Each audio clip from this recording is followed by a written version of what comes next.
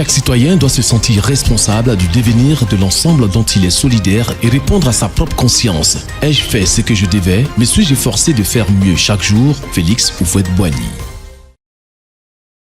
Dans la suite de l'émission de la semaine dernière, nous parlerons dans celle-ci de l'hypocrisie, notamment de ses conséquences néfastes sur les personnes et la vie en communauté. Signalons à titre de rappel que dans l'émission de la semaine dernière, nous avons défini l'hypocrisie, relevé les noms qui lui sont associés, les adjectifs et les verbes. Nous avons aussi mentionné les expressions et les proverbes auxquels le mot hypocrisie a donné naissance.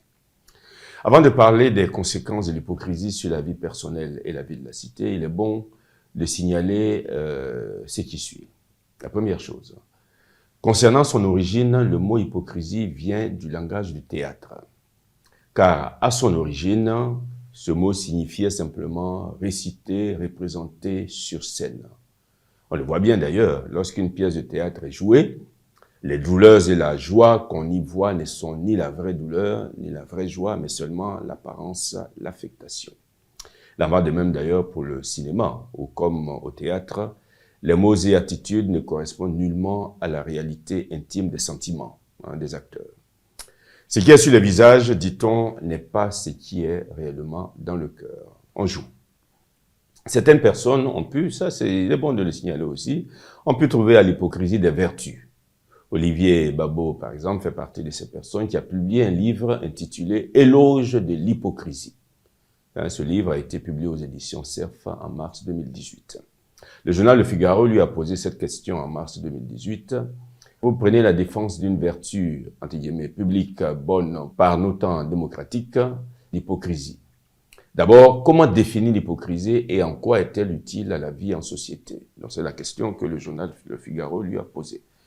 Et voici sa réponse. Et nous citons. L'hypocrite, c'est étymologiquement en grec l'acteur de théâtre, c'est lui donc qui joue un rôle devant un public prévenu. Cette mise en scène, nous la réalisons tous quotidiennement. La première de ces hypocrisies bénignes, ce sont les bonnes manières, les civilités, la bienséance. La politesse n'est pas un mensonge, mais le respect d'une convention qui permet une attente, qui lisse les frictions et édifie une barrière entre vous et l'autre. Elle n'est pas une séparation, mais la création d'un espace privé qui permet l'échange. Il existe une opposition fondamentale entre le chaos du monde et l'ordre indispensable à la cohabitation sociale. L'hypocrisie est le voile qui permet de contenir la violence de cette opposition. C'est une protection, un vernis qui lisse les relations entre humains et permet de faire société.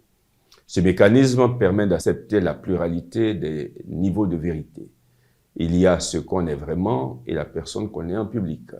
La volonté de nier cet écart, cette mise à nu renforce les frictions.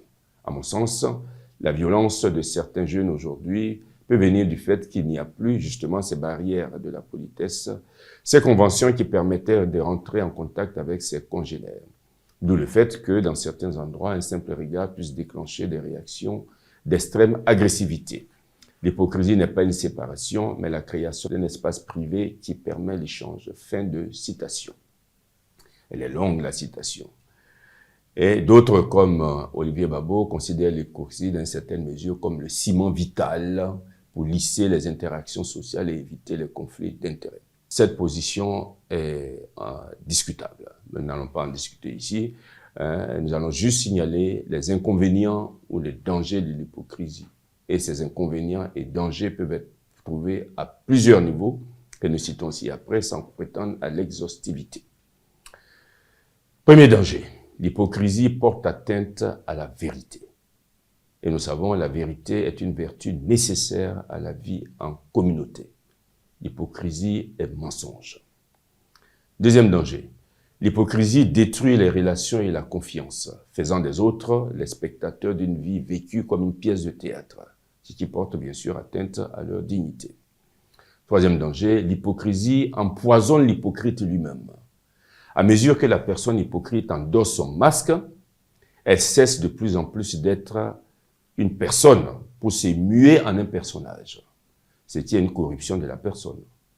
L'hypocrite, la personne hypocrite, vit d'artifice et de fiction, ce qui l'entraîne inéluctablement vers sa déchéance morale. Sa vie est remplie de fausseté et d'apparences trompeuses. Quatrième danger, l'hypocrisie est un gros obstacle à la performance dans la vie de travail. La médiocrité y est récompensée au moyen de la ruse plutôt que de la compétence. L'hypocrisie mène à une double vie, l'une publique, claire et diurne, et l'autre cachée et nocturne. Autre danger, l'hypocrisie crée un climat de méfiance généralisée. Car quand on est dans une ambiance hypocrite, on doute bien entendu des sentiments exprimés par les uns et les autres. Au plan religieux, l'hypocrisie, vous vous rendez compte, est dangereuse. Parce que l'hypocrite, à son grand malheur d'ailleurs, il faut le souligner, cherche à tromper à la fois les hommes et Dieu, et court ainsi à sa perte. Nous savons tous en effet, on peut tromper les hommes, mais on ne peut jamais tromper Dieu.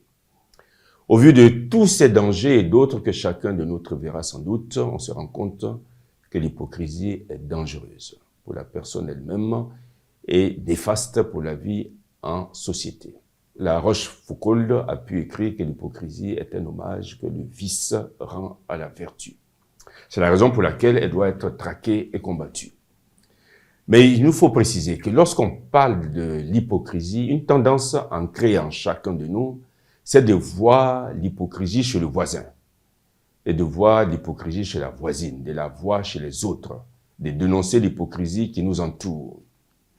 À cet égard, on doit se remémorer cette pensée de Blaise Pascal qui écrit que l'homme a deux vies, l'une réelle et l'autre imaginaire qui pense vivre dans l'opinion des gens. N'est-il pas vrai à cet égard de constater que de plus en plus, dans notre humanité, l'on donne plus d'importance au paraître qu'à l'être, à l'apparence qu'à la réalité. Le philosophe Descartes a dit, nous citons, « cogito ergo sum », c'est-à-dire « je pense donc je suis ». On peut sans risque de se tromper, au vu qu'il est donné de voir, de nos jours, j'apparais, je fais semblant, donc je suis, ce qui est fort dommage. Au fond de chacun de nous se loge une petite dose d'hypocrisie, qu'il s'agit de débusquer avec courage. Car la première arme de combat contre l'hypocrisie, c'est de la reconnaître. Le plus grand acte d'hypocrisie, en effet, est de se cacher sa propre hypocrisie et de la cacher aux autres. L'on reconnaît volontiers cette mise en colère, ça nous le voyons. On peut reconnaître de cette mise en colère, on peut reconnaître d'avoir été gourmand, d'avoir été envieux, orgueilleux, etc., etc. Mais rarement, l'on reconnaît avoir été hypocrite.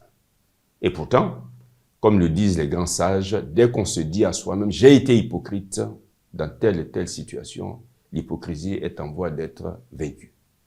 Alors, ayons ce courage.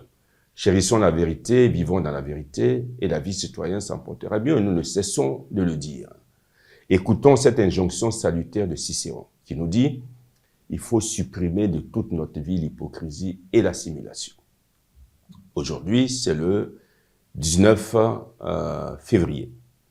Hier a commencé le mois de Ramadan. Et hier a commencé également la période de carême pour les chrétiens. L'occasion est bonne pour le CIDD et ses partenaires de souhaiter un bon mois de Ramadan aux fidèles musulmans et une bonne période de carême aux fidèles chrétiens. Chérissons la vérité et notre monde s'en portera mieux.